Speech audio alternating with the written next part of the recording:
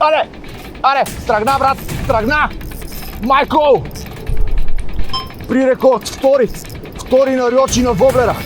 Румене, ходи до колата за кепа. Леле, то нямам вече контрол над него. Пак удари.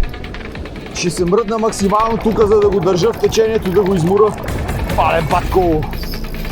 И там пулса ги мори. Ходи за кепа, бе!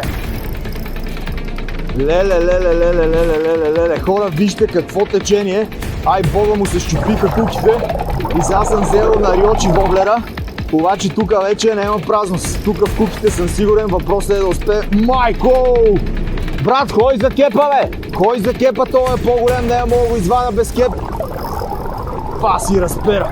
Уоу, хорси! Тук е страшна центрофуга, дори воблера не мога да си задържите. Специално съм си я направил тази въичка точно за такива ситуации. От такива костурчета до такива трофи разпери. Айде, влезна в силната вода. Влезна в силната вода и ако ме закара натам, ще се пробвам да го държа макс извън клоните.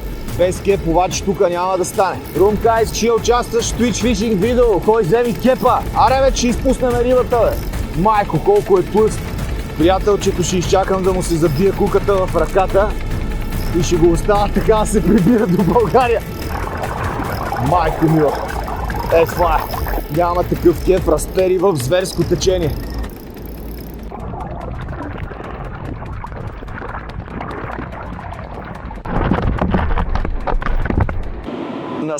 Насра ми кепа от кеф. Пичове, куките на Рьочи и на Каниши нямат мърдане. Вижте в какво течение извадихме ебати рибата с White въдица 210. White въдицата е Twitch Sense, хибрид между Heart и Rice и Twitch Fishing. Аз съм си я разработвал от нулата изцяло, така че да ми е подходяща, да мога да си лова с нея костурчета, кефали, разпери, дет се вика дори и дребни щуки. Направил съм я 2.10, обаче е нещо подобно между Predator 4 и Rocking Force. Няма такава бланка, няма такава якост, няма такава чувствителност. Направо уникално. Някъде пролета очаквам да е в България, да може да и се насладите и вие. Аз и се кефа вече от доста време. И я пазя в тайна, защото такъв дизайн в България и в света смея да твърдя, че имат само най-високите класове на въдици за по 1600-2000 лева. Уникална е. Тепърва и предстоят още тестове. Ето го воблерчето, бяла перла, и това не е завършеното. Това дори е макет, това е прототип. Тук нямаме и люспичките дори, и виждате, воблера не е мръднал. Държи в зверско течение. Миналия път го пробвах в спряла вода, хванах ето този клен почти без течение. Уха, гати парцал.